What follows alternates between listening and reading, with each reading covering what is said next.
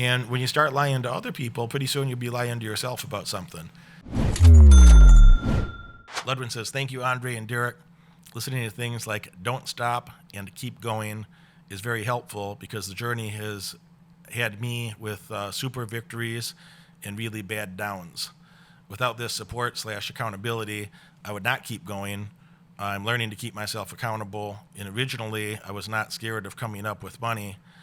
I was scared about having to keep my word with these bigger and bigger goals. But keeping my word works towards my benefits. Yeah, well said.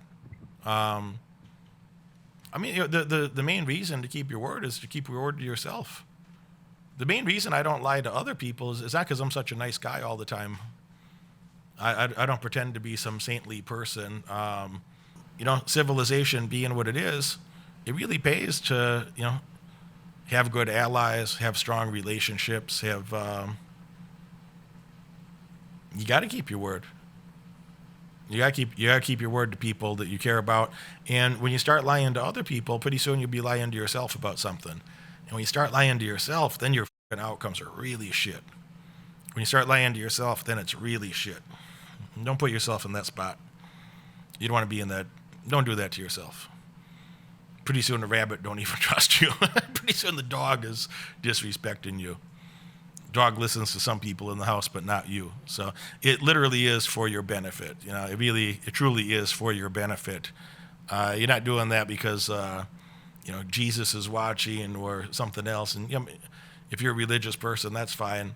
Maybe you need Jesus to watch over you to be a decent human. I don't need that, but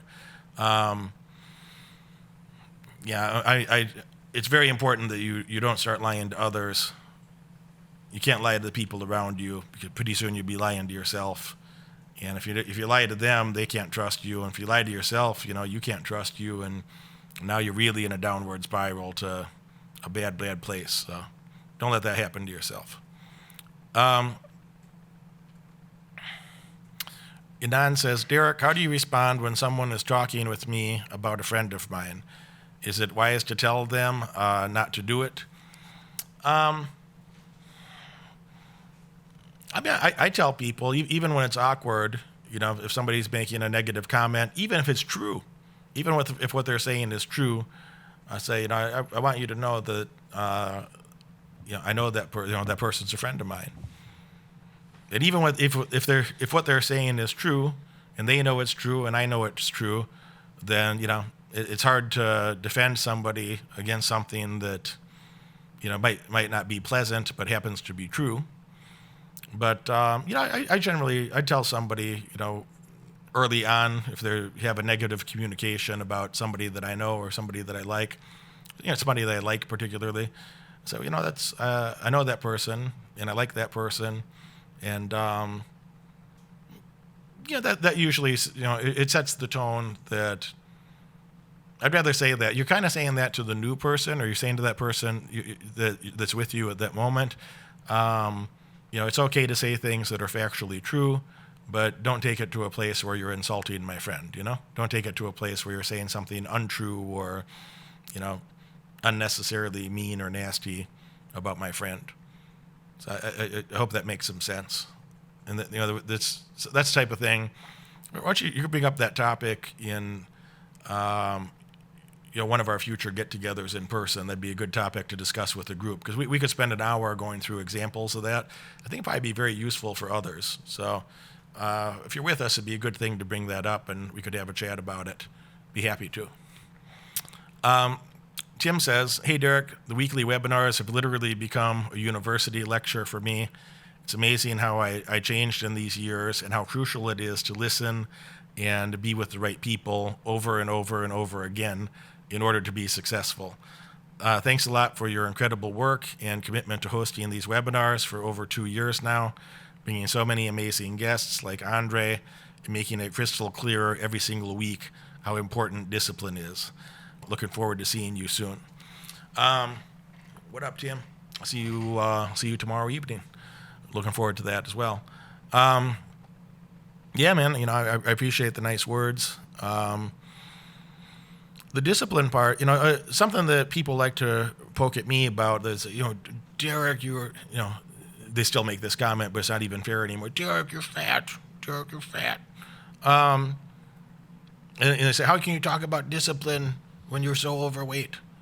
Well, I mean, I had the discipline to make a lot of money, like tens of millions of dollars, while other people were struggling, while other people were going bankrupt, and businesses were closing all over the world, all over my country and all over the world. When businesses were closing and people hid under their bed for 2 years, I did have the discipline to, I just got approved for $25 million plaque. Behind me here is, is $1 million plaque, $1 million plaque.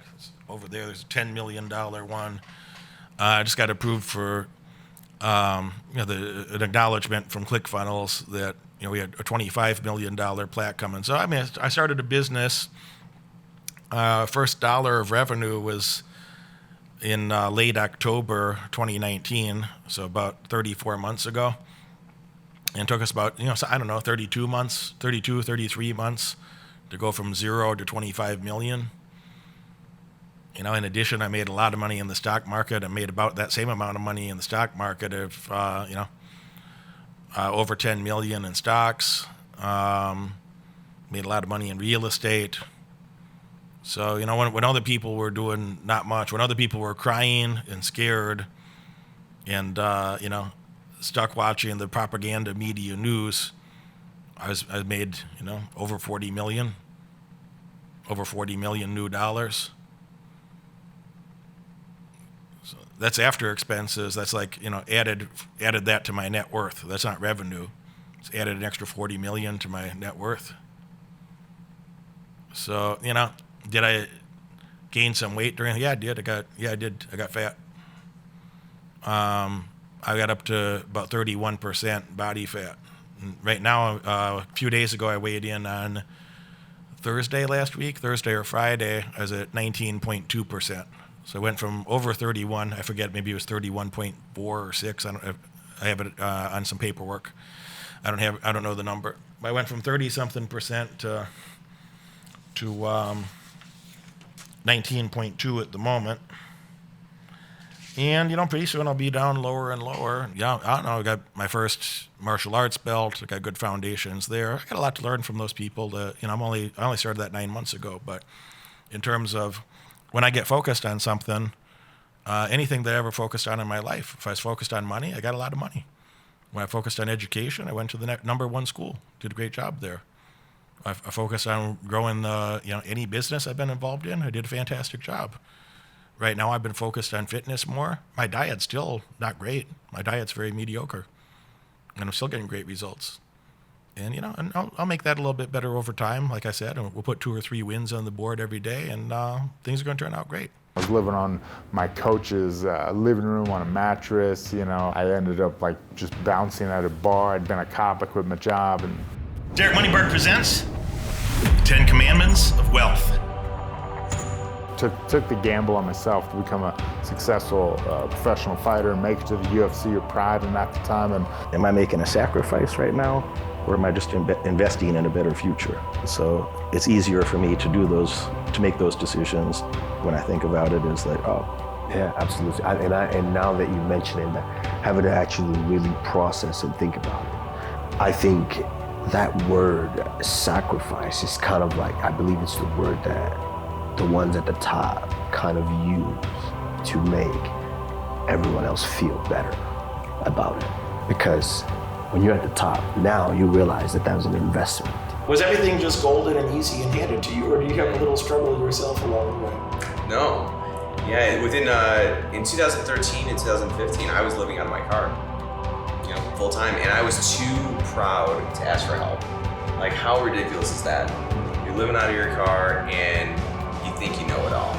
And 2015, that's when I kind of I knew that I didn't know it all. So why not find experts in that and really shortcut that? I thought I was going to just chip away. I thought I was just going to read books till I was an expert. Mm-hmm. I never really talked to anyone that actually did it. It's been about a week since I've joined the 10 Commandments of Wealth program, and there's so many interviews that are offered in this program. I'm inside the Derek Moneyberg 10 Commandments of Wealth program, This is an awesome program that you're gonna love. I'm gonna use the principles and the knowledge from this program to help me boost my leads in my marketing firm. Buy this program, it's a wonderful investment for your future. You won't regret it and you'll absolutely love it.